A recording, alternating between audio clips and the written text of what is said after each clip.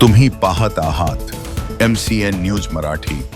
उच्च न्यायालय नागपूर खंडपीठाने याचिका क्रमांक 184/2014 व 49/2015 मध्ये दिलेल्या आदेशानुसार राज्यभरात एसटी आगार व बसस्थानक परिसरातील अवैध प्रवासी वाहतुकीविरोधात विशेष मोहीम राबवण्यात येत आहे। त्याच अनुषंगाने 8 जून रोजी बुलढाणा जिल्ह्याच्या नांदुरा बसस्थानकासमोर अवैध प्रवासी वाहतूक करणाऱ्या वाहनांवर दंडात्मक कारवाई करण्यात आली। या मोहिमेदरम्यान बसस्थानक परिसरातील 200 मीटरच्या हद्दीत खासगी प्रवासी वाहतूक करणाऱ्या वाहनांवर निर्बंध घालण्यात आले।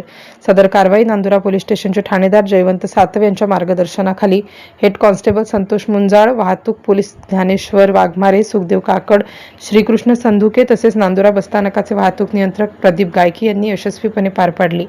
MCN न्यूज मराठीकरिता विठ्ठल भातुरकर, नांदुरा।